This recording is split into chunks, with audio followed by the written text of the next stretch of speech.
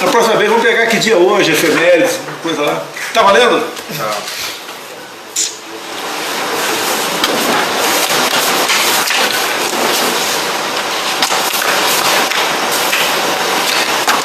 Boa noite, amigos.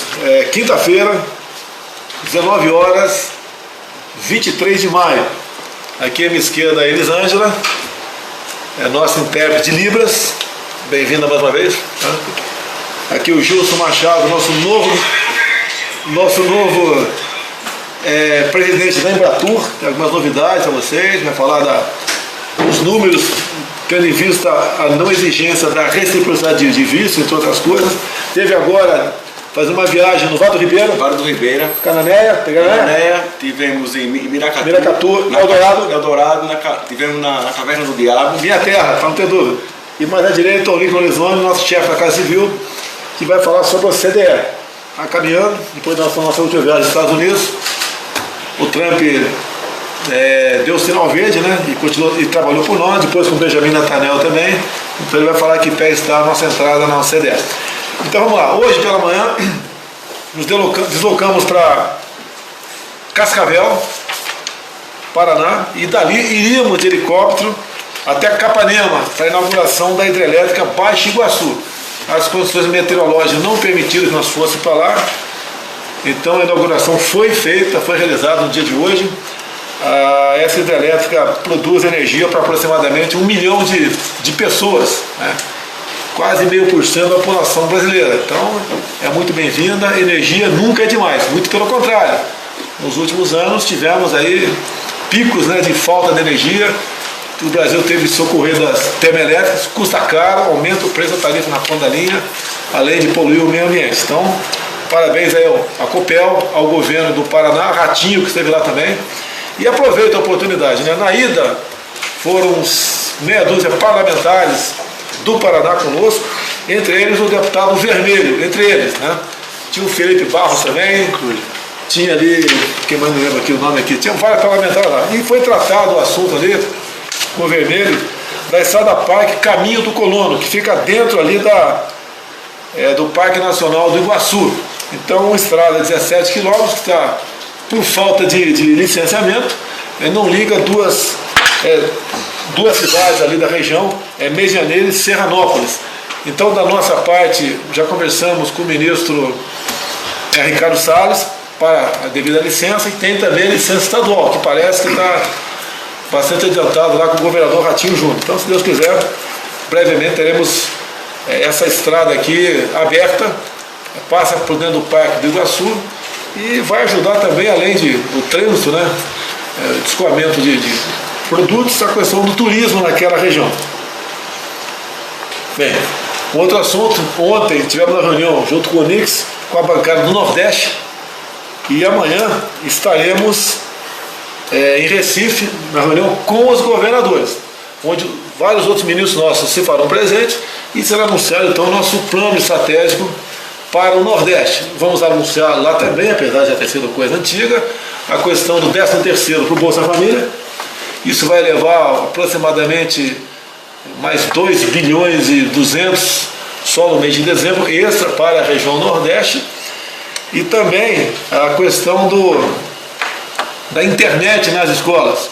O ministro Marcos Ponce, da Ciência e Tecnologia, conseguiu fazer com que um satélite, que custava para nós em torno de R$800 mil por dia, realmente o seu sinal poder ser utilizado, tendo em vista ele ter desjudicializado, isso mesmo? Essas questões junto ao Supremo Tribunal Federal. Agradecemos ao presidente do Supremo Tribunal Federal, Dias Toffoli, que ajudou a resolver essa situação também. E ele já instalou, né, desde o começo do ano, então, aproximadamente 3 mil pontos em escolas do Brasil. Um pouco mais de 2 mil só no Nordeste. Até o final do ano terão 10 mil escolas com ponto de internet. E a capacidade desse satélite é para 50 mil pontos. Então, logicamente, ele recebe as demandas, faz a devida triagem, né, pedido de prefeito, vereador, deputado, gente do povo também, e vai então disponibilizando uma pequena antena que é instalada na escola ou na comunidade. Então, via sinal do Wi-Fi, 300 metros, o pessoal tem internet. Isso tem mudado, já começou a mudar a vida dessa garotada em sala de aula. Deixa eu aproveitar aqui rapidinho. Gilson, fala um pouquinho aqui as consequências da não obrigação da reciprocidade de visto para 4 países aí. Japão, Canadá, Estados Unidos e Austrália. Automaticamente nós já tivemos um incremento de 52% de emissões reais de passagem, de acordo com o dado hoje que eu recebi na BH aqui no congresso que teve aqui no auditório Nereu Ramos. A BH, que representa 36 mil hotéis no Brasil, segundo seu presidente, o Manuel Leaz, o baixinho de Cateús, né? E precisamos divulgar o nosso país. Eu quero pedir a vocês que estão agora nos assistindo, presidente, uma liberdade, do pessoal duplicar essa live, principalmente o pessoal que está fora do Brasil, dizer que o Brasil mudou. Nós estamos fazendo nosso dever de casa, presidente. Nós não temos guerra, nós temos um povo acolhedor. Poucas pessoas sabem, mas 96% dos turistas estrangeiros que vêm ao Brasil voltam para o Brasil. Nós temos uma Polinésia dentro do Brasil, que é a região da Baía de Angra. Nós temos um Caribe dentro do Brasil, que é o Nordeste brasileiro. Nós temos 6 biomas que poucos países têm a quantidade de natureza, de fauna, de flora e de variedade de peixe que tem. Nós temos o Cerrado, a Amazônia, o Pampa, a Caatinga, o Pantanal. Então, falar de natureza no Brasil é chover no molhado. Nós temos 8.500 quilômetros de costa, precisamos divulgar isso, de águas quentes, sem furacão. Nós não temos furacão, nós não temos terremoto, nós não temos terrorismo no nosso Brasil. Nós temos mais de 30 mil quilômetros de rios navegáveis de água limpa. Agora, temos algum gargalo, presidente. Por exemplo, o preço das passagens. Hoje foi unânime que um dos maiores gargalos do turismo no Brasil é o preço das passagens. Vou dar um exemplo. O cidadão que mora em São Paulo, que é o maior emissor de passagem hoje, é mais barato ele sair de São Paulo para a Austrália, com um pacote incluído de hotel, do que ele sair de São Paulo para conhecer a terra dos Yanomami, em São Gabriel da Cachoeira, na cabeça do cachorro lá, com os municípios de Barcelos, Santa Luzia do Norte e São Gabriel da Cachoeira, que são 3 municípios juntos que são maiores do que São Paulo. E sim, o Rio Negro, um belíssimo ecoturismo abundante, fauna, flora diversa. Então, e o brasileiro não consegue pagar para ir lá com o preço que está nas passagens hoje. Esse é o verdadeiro gargalo que nós temos. Tá. Você volta daqui a pouco. Volto. Falou muito aqui, falou bem. Hoje de manhã também, antes de viajar para Cascavel, recebemos a visita da cúpula da Fiat Chrysler e logo depois eles anunciaram, Onyx, 16 bilhões de investimento até 2024. E aproximadamente 16 mil novos empregos diretos e indiretos também serão criados nesse período aí. Onyx, OCDE. Bom, acho que é muito importante, né? Primeiro, ressaltar o resultado positivo da viagem do presidente aos Estados Unidos, os Estados Unidos apoiando o ingresso do Brasil, desde a década de 90 que o Brasil trabalha para ingressar nesse seleto grupo de países, são 36 países, onde ao o país internalizar as práticas da OCDE, ele melhora não apenas a sua governança interna, melhora a condição da chegada do investimento internacional e faz parte desse processo importante, né, da internacionalização da economia brasileira. O Brasil, de todos os países não membros, é o mais aderente ao OCDE e lá esteve o ministro Ernesto das Relações Exteriores, com a sua equipe, e nós enviamos 2 técnicos aqui da Casa Civil, um deles, o primeiro o Dr. Santini, e depois o Marcelo Barros, que é um técnico do TCU, que veio para trabalhar no nosso governo. Ele há mais de 5 anos ele constrói todo esse projeto de governança pública no Brasil, monitorado pela OCDE. Já, presidente, na transição do nosso governo, nós já utilizamos esse processo de governança pública e hoje o governo Bolsonaro ele está afinado com o processo de governança preconizado pela OCDE. Então, o reforço dos Estados Unidos no apoiamento ao ingresso do Brasil nos ajuda e a gente estima aí que talvez num prazo entre de 2 a 3 anos a gente possa estar nesse seleto grupo de países aí com o Brasil mais uma vez abrindo a sua economia, o que é mais importante, né? Vai trazer empregos de qualidade e melhorar a vida dos brasileiros. Em nossa viagem aos Estados Unidos, há um mês e pouco, eu pedi ao presidente Trump que nos aceitasse nesse grupo, né? E ele aceitou e logo depois divulgou e começou a trabalhar nesse sentido. Vale a pena dizer também que eu pedi ao presidente Trump que o Brasil fosse incluído na condição de grande aliado extra-OTAN. E há 2 semanas ele também enviou essa mensagem ao Congresso americano para nos incluir nessa categoria. Teremos várias vantagens na questão de defesa, na questão de geração de energia, entre outras situações. Então, isso também é muito bom porque nos aproxima dos Estados Unidos e sem deixar de lado de outros países que interessam para nós continuar fazendo negócio, como está previsto uma viagem minha para a China no segundo semestre. Como estaremos na Argentina também no começo agora do mês que vem. Temos uma preocupação muito especial com a Argentina, nós não devemos nos imiscuir nas questões políticas de outros países, mas a gente gostaria sim que a Argentina continuasse o rumo da democracia e da liberdade. Voltar, quem estava há pouco tempo no governo lá é a mesma coisa que voltasse aqui no Brasil, quem estava há pouco tempo aqui também. A gente sabe que o caminho para Cuba passa pela Venezuela. Então estamos torcendo, devemos anunciar alguma coisa a mais com a Argentina, com o presidente Macri, para ajudar até a Argentina. Você pode falar, avançou a questão dos vinhos no Mercosul, mano? Bom, o Brasil trabalha junto com os países membros do Mercosul num acordo, né, com a comunidade europeia, com o mercado comum europeu. O mercado comum europeu ele é muito complexo, né? Agora mesmo os produtores franceses, né, colocaram uma série de restrições, mas nós estamos trabalhando para, de maneira produtiva, poder dar melhor capacidade de competitividade para os produtos brasileiros e ampliar o mercado. É um acordo que poderá render em torno de mais de 60 bilhões de dólares por ano, e isso é muito importante para a economia brasileira. Então a gente está trabalhando com cuidado, mas caminhando para esse processo de internacionalização do Brasil. O Brasil tem que se aliar aos países que são prósperos, aos países que tratam com respeito e com liberdade o empreendedor, e não as republiquetas que, lamentavelmente, pelo viés ideológico, o Brasil se aliou no passado. Diz-me com quem tu andas que eu direi quem tu és, é isso mesmo? Isso. Não vamos aqui ignorar apoio, parcerias, comércio com outros países economicamente mais fracos do que nós, mas queremos aproximar de todo mundo sem um viés ideológico. Na questão da OCDE, tivemos também, na nossa viagem a Israel, pediu ao Benjamin Netanyahu, ele se comprometeu publicamente a nos apoiar. Então, praticamente, nessa reunião em Paris, que está presente o nosso ministro Ernesto Araújo, entre outras pessoas do nosso governo, está praticamente bastante acertado, né, a nossa entrada na OCDE. Se Deus quiser, vai dar tudo certo. Presidente, lembrar os 71 anos do Estado de Israel ontem. Estivemos ontem lá, 71º aniversário de Israel, tá ok? E usei da palavra lá, até falamos, né, que nós, nos anos 40, a gente via o mundo pelas mãos de uma parteira. Uma parteira, né? Quem é dessa época é só um pouquinho depois, dos anos 50, mas que era parteira. Israel vê o mundo pelas mãos de um parteiro. Quem é? Oswaldo Aranha. Tá certo? Grande parteiro aí.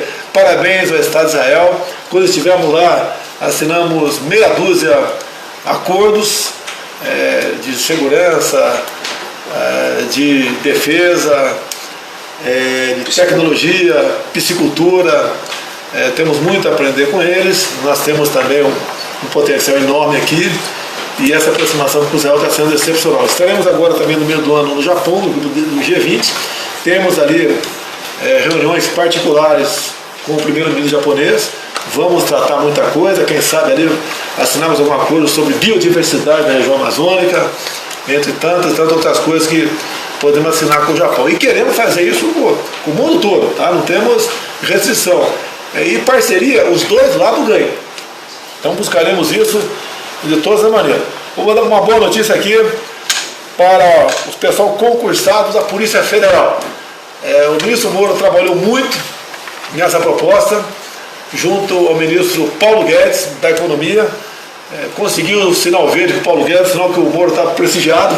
Não é qualquer um que consegue isso, tá certo? E hoje assinou o decreto que autoriza a nomeação de 1.047 novos policiais federais. A convocação será feita o mais rápido possível. O pessoal faz uma passagem aqui em Brasília e depois, né, de algum tempo, como meu filho Eduardo Bolsonaro fez no passado, ele vai aqui se espalhar pelo Brasil e nos ajudar naquilo que todo mundo sabe que a Polícia Federal faz no Brasil. Gilson, turismo, Gilson, 1 minuto. Vamos lá. Voltando a falar do nosso dever de casa, nós temos a comemorar, hoje inclusive no congresso da ABH aqui na Câmara, a entrada da primeira companhia estrangeira para operar dentro do Brasil, que é a Air Europa. Isso é uma conquista do governo Bolsonaro. Talvez não saia na grande mídia, mas os senhores não têm noção da importância que esse ato representa. Nós precisamos transformar, e o presidente Bolsonaro hoje foi citado no Congresso como o presidente do turismo, porque é o primeiro presidente que está transformando. Não. O presidente turista, pô? É o presidente do turismo, que é o primeiro presidente. Você não foi nomeado presidente da Brasília, quer perder emprego, pô?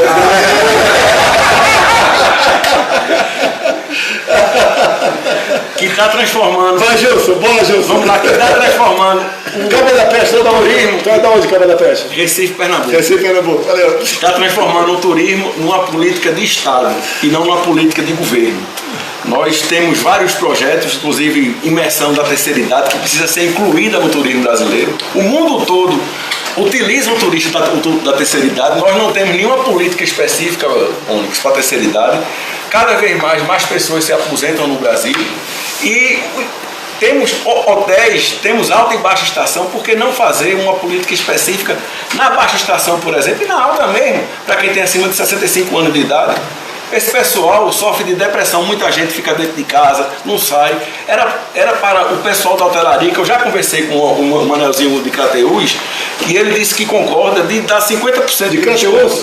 Terra do meu sogro. Inclusive ele mandou um abraço, disse que Dona Toinha era dona do Hotel Oriente. Lá em Crateús era a avó da Dona Michele, nossa primeira dama. O pai do cara chato que é meu sogro, tinha um hotelzinho lá. Hotel Oriente. E é isso aí, transformar o turismo numa política de Estado, como a França, como a Espanha transformou o Israel da crise, o Portugal transformou o Israel da crise. E vamos fazer, presidente, me desculpa a intromissão, a lei Manel Foguete,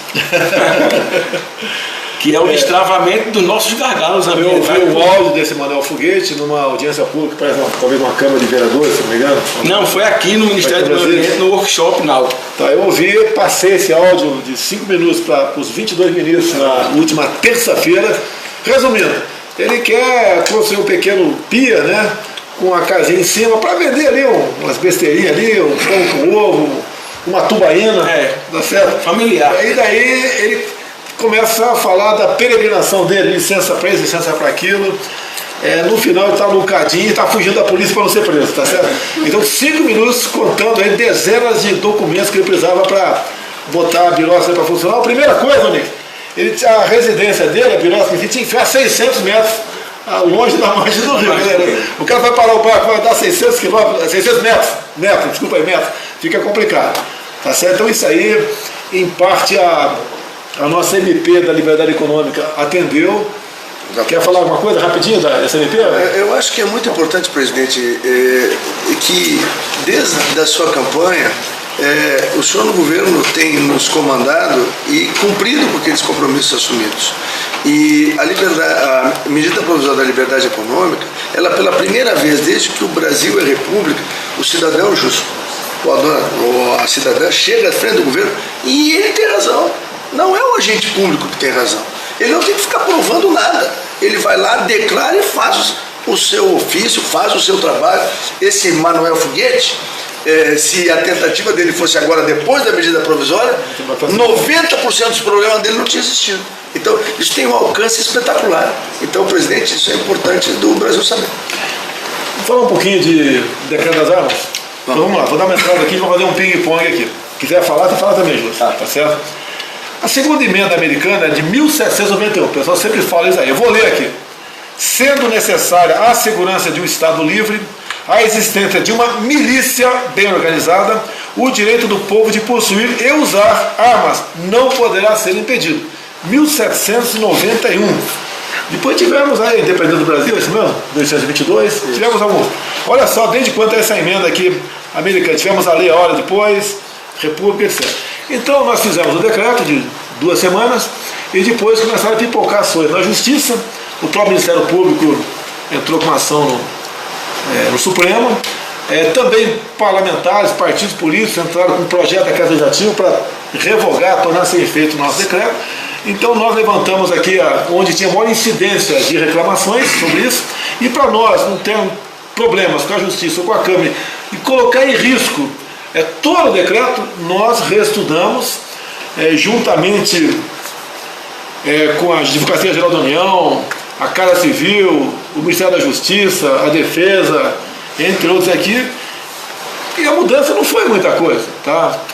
90% foi preservado e nós atenuamos. Algumas coisas estavam na lei que tinha que ter exigência, que teria o Exército responsável para aquela decisão daquelas pessoas. Eu digo mais, se o Exército é responsável, com todo respeito, né? Eu sou o chefe do Supremo das Forças Armadas, a gente vai conversar e colocar aquilo sem ferir a lei, e o Exército vai cumprir isso aí, porque via Ministério da Defesa, o decreto anterior teve total apoio do ministro Fernando, né?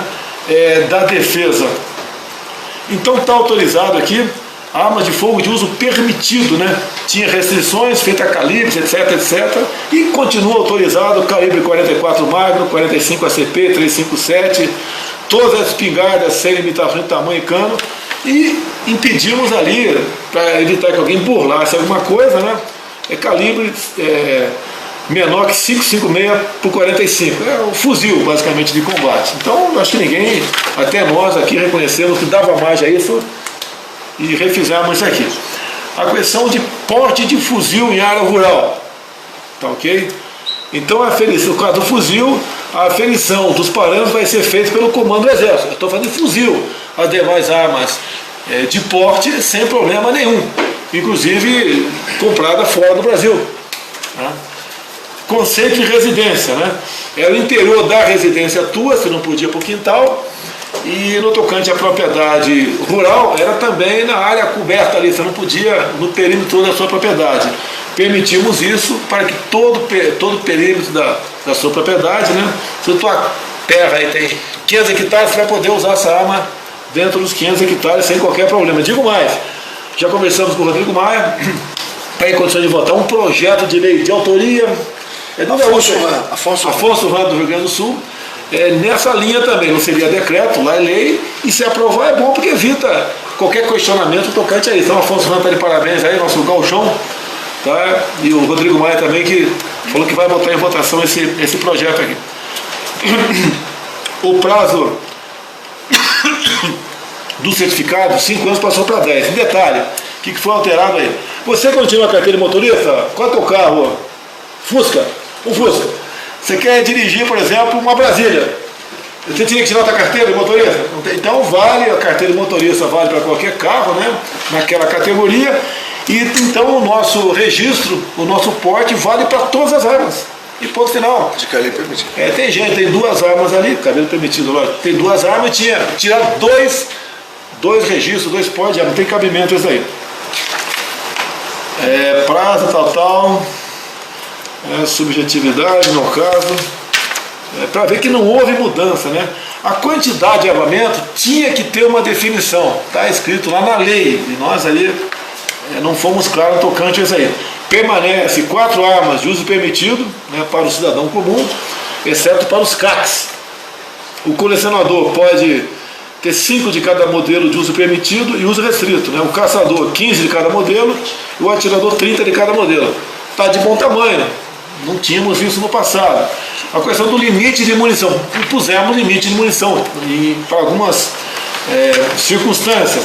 1.000 por ano para armas e munições de uso restrito, eram 50, passou para 1.000. 5.000 por ano para arma de uso permitido, passivo de ampliação mediante a autorização do Exército. Então a autorização do Exército é acima de 5.000, senão o cara vai comprar ali, eu poderia comprar 1 milhão aí, e eu acho que não tem nem para discutir esse assunto aí, tá certo? O porte de trânsito, temos a garantia de trânsito como arma curta municiada para a proteção. Do CAC, tá certo? Porte para praça com estabilidade. O que é praça? É o sargento, cabo, subtenente, suboficial, não tinha porte, dependia de uma adesão do comandante, né? Ele agora, o decreto garantiu para eles aí, bem como para os militares da reserva, remunerada. No tocante, por exemplo, o pessoal que é R2, tá?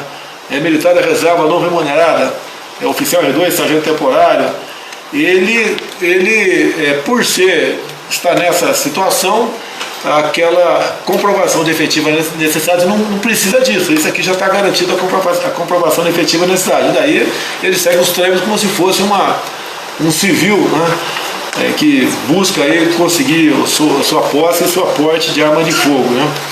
A abertura do mercado, o monopólio foi quebrado, vai poder importar arma de fora, entra em vigor, se não me engano, daqui a 2 meses, né?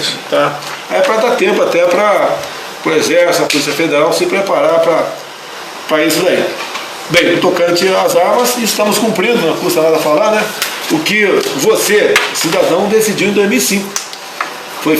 Tivemos um referendo dizendo que no Brasil, né, poderíamos continuar comercializando armas e munições. O ONU trabalhou muito nisso, pelo voto não, nós ganhamos por aproximadamente 2/3 do 65% no Brasil. 2/3, 65% ganhamos.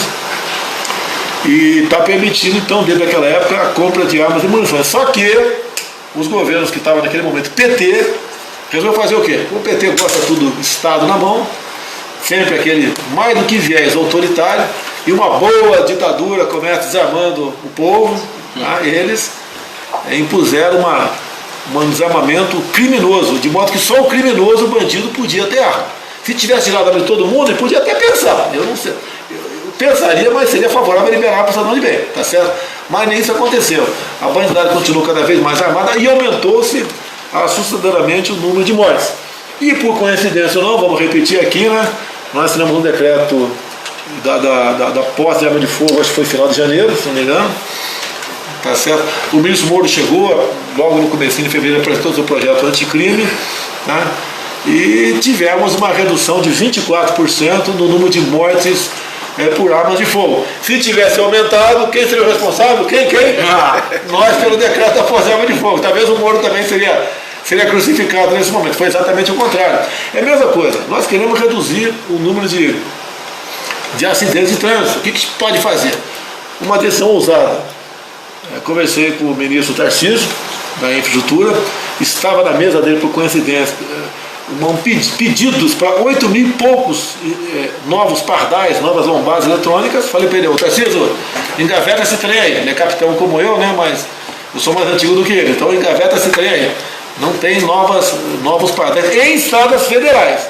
Teve uma pressão depois de alguns pequenos grupos, em local de risco. Não tem local de risco. Ninguém é otário, tem uma curva na frente, uma ribanceira, o cara entrar 80, 90, 100 por hora. Não é otário, não faz isso aí. Não precisa ter um pardal para multar o cara lá.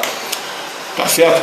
Então, e em estradas federais, os contratos, porventura, forem vencendo, né?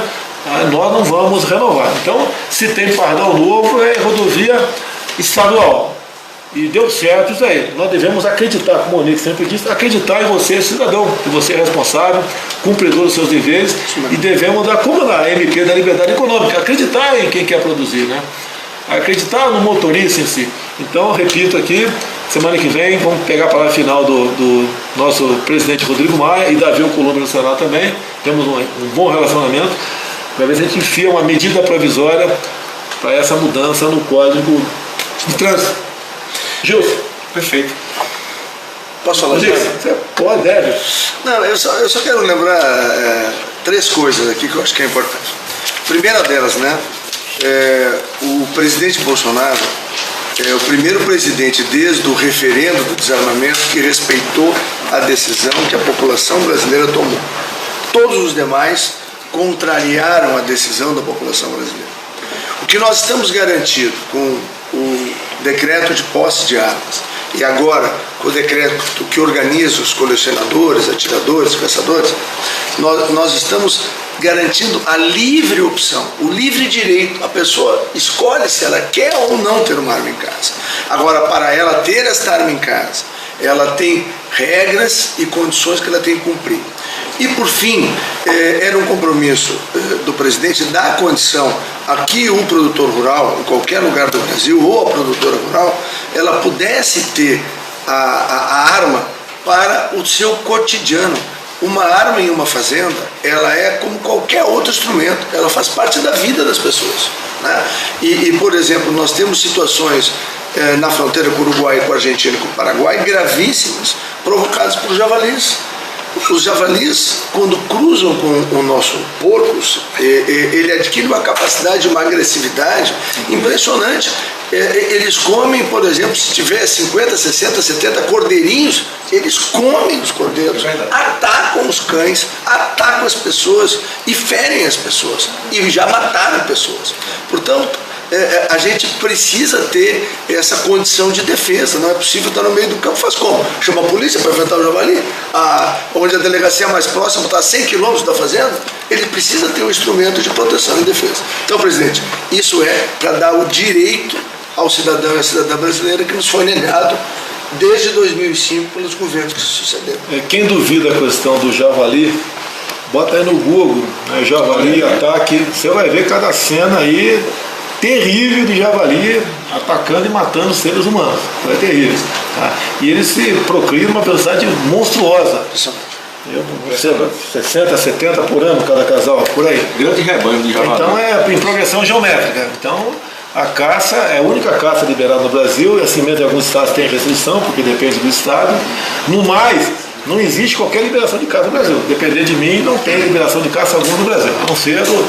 Presidente, acho importante fazer um elogio à equipe da SAGE, né, da subchefia jurídica que dá a cobertura aí ao trabalho de todo o governo, porque o primeiro decreto e o segundo decreto não tinham inconstitucionalidades.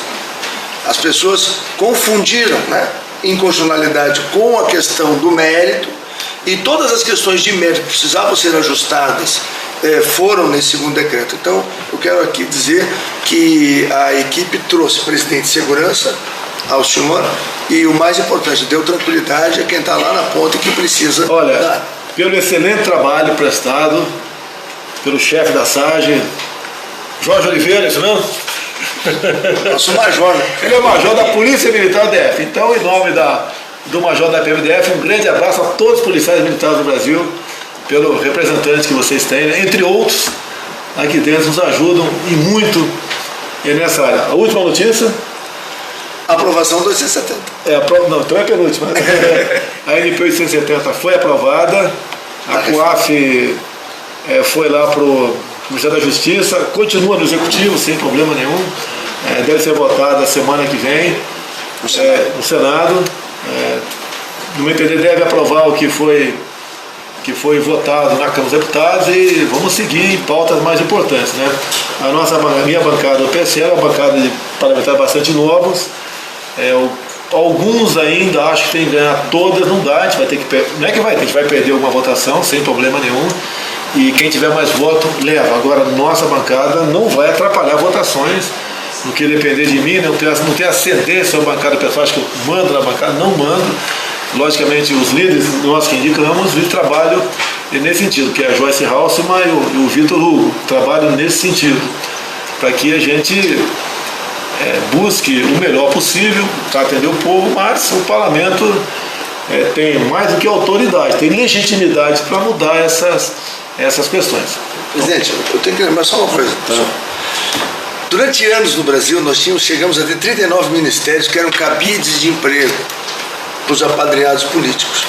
Nós aprovamos hoje, fruto da decisão do presidente, uma estrutura, Gilson, com 22 ministérios que são equipes enxutas para servir o Brasil, presidente. Essa é a grande diferença. Nós temos que votar semana que vem no Senado. Claro. Então, o que eu peço aos meus liderados ali, né, o pessoal do meu partido, você vai pedir para o DEM também, né, que aprove o que passou na Câmara, uma votação simbólica, relâmpago, tranquilo, e toca o barco. Nós aprovamos mais de 95% do que na MP. Então, logicamente, o parlamento fez a sua mudança lá, a gente vai reconhecer, e isso faz bem para a democracia. Você também atender, obviamente, porque nós jogamos junto, não existe. É igual um casal.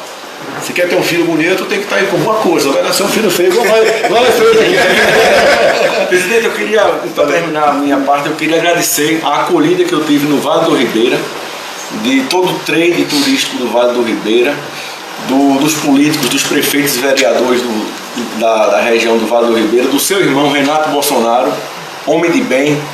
E eu nunca vi tanto golfinho na minha vida feito eu vi lá em Cananéia. Eu fiquei impressionado. Eu conheço Noronha, sou pernambucano, mas eu vi muito golfinho lá. Eu não vou dizer que eu vi mais golfinho em Cananéia do que em Noronha, senão a turma vai tirar o meu couro lá em Pernambuco. Deixa eu falar uma coisa pra você. Eu fiz isso daí. Um amigo meu aqui de Brasília, um tal de Mozart, tá certo? Fomos para uma aventura há 2 anos lá em Eldorado, levamos um jet ski. Você pode parar lá em Registro, se você quiser. O Eldorado Paulista eu acho que é o melhor local. Afinal de contas, grande parte da minha família diz, você para ali, bota o jet ski no rio e vai rio acima. É um passeio maravilhoso. Vários afluentes, como a Barra do Taquari, entre outros. É uma viagem fantástica de jet ski, Ribeira acima. Vai passar por Iporanga. Ajuda aí, moça. Vai chegar talvez até na cidade de Ribeira. Não, Miracatu é lá pra baixo. Você tá puxando a brasa pra tua sardinha aí, que tua família é de lá. Não tem Rio Ribeira lá em Miracatu, não. Você pode dali também ir até fora do Ribeira. Também é um passeio maravilhoso. Tu para fazer o jet ski na região lá de Iguape, Canané, Ilha Comprida, para o carro lá, pega o jet ski, dá para você reabastecer no caminho, não tem nenhum porto náutico ali, mas você para, leva um galão ali, 20 litros, pega no posto, reabastece. Ou você pode pegar colegas, meia dúzia, 10, 20 colegas, jet ski, coisa mais linda, maravilhosa. Você vai conhecer uma região realmente, você não vai acreditar que existe aí em São Paulo. Entre São Paulo e Curitiba. São Paulo. Ali, você sai de São Paulo, passa aí Miracatu, Juquiá, Registro, pode parar em Registro, Jacupiranga, e cai para a direita ali, é o Eldorado Paulista aí. A cidade mais bonita do Vale do Ribeira, tenho certeza disso, é isso mesmo? Pessoal, última notícia, a senhora Raquel Dodge nos procurou aí um tempo atrás, a Petrobras foi multada em 2,5 bilhões de reais por ter realizado venda de papéis para fundo de pensão especial nos Estados Unidos, e lá quando você faz uma coisa errada, o bicho pega. Então, é uma multa milionária, e uma parte dessa multa está vindo para o Brasil, não pode ser aplicada na Petrobras. Então, a senhora Raquel Dodge procurou, passa também pelo ministro do Supremo Tribunal, Alexandre Moraes, os parabéns a ele, nossos cumprimentos, e esse recurso será usado pelo Poder Executivo, né? A princípio deve ser tudo usado pelo Ministério da Educação. E daí acaba aquele contingenciamento de 3,6%. Olha, 3,6% e não 30%. É 30% da discricionária, tá? Então 30 de 12 dá 3,6%. Então, por cento. Então praticamente recompõe isso tudo. É assim que a vida toca. Ninguém gosta de contingenciar nada. O próprio Gilson procurou agora há pouco. Foi contingenciado a semana passada 5 milhões. 5 milhões de reais. Daí o Embratur fica em estado vegetativo. Já liguei para a equipe do Paulo Guedes, 5 milhões. Eu acho que é juros de alguns minutos. Tá ok? Olha a situação que está o Brasil. Né? Tá certo? E para ver se a gente não deixa a Embratur parar. Afinal de contas, né? Tu chegou lá agora, já vai dormir? Não pode. Você tem que fazer turismo, eu quero agradecer, presidente, pela confiança e dizer que eu não vou lhe decepcionar. Muito obrigado.